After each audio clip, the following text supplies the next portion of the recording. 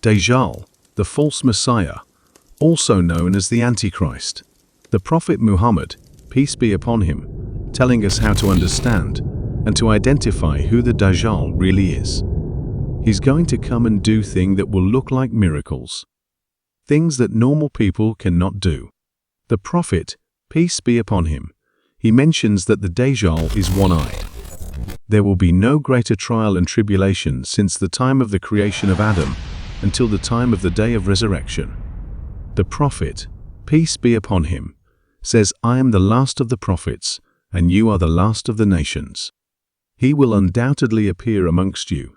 Then the Prophet told us what will be the condition before the emergence of the Dajjal, the false Messiah, where there will be people, treacherous individuals, and liars will be regarded as honest, and honest people will be regarded as liars. The traitor will be regarded as faithful, and the faithful will be regarded as traitors. So who is this Dajjal? He is a human being and one of the major signs of the hour. He will have thick and curly hair. He will be well built, a massive individual, and the Dajjal. He will have a red complexion, and from the things he will say to the people is, I am your prophet. I am your Lord. The Dajjal will be blind in his right eye, and it will look like a floating grape. And he will have written in between his eyes the word Kafir that every single believer will be able to read. Where does he come out from? He will come from a place in the east. It is known as Khorasan. He will travel everywhere, and the time he will spend on the earth is 40 days. The first day that he spends on earth is like the length of the time of a whole year, and the second day that he will spend on earth is like the length of the time of a month. The third day that he will spend on earth is like the length of the time of a week, and rest of the days are like normal days. The Prophet, peace be upon him, he tells us most of those who go out to him will be from amongst the Jewish, the women, and the Bedouin. That many of them who go out to him from Al-Madinah, they will be women, because of they spending the time at home and not generally seeking knowledge. What would he have with him when he comes? Why is it such a great trial?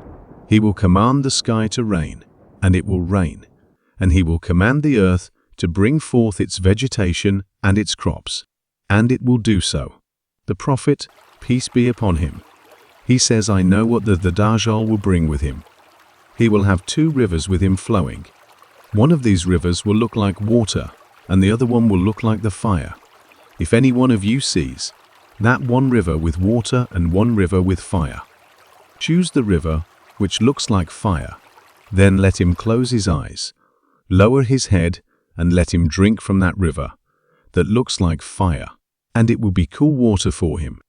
He will come to some people, and he will call them as the Prophet, peace be upon him, said. They will believe in him and respond to him. Then he will command the sky to rain, and it will rain, and the earth to bring forth its vegetation, and it will do so. Then he will come to another group of people and will call them, but they will reject him. So, what would happen when they reject him?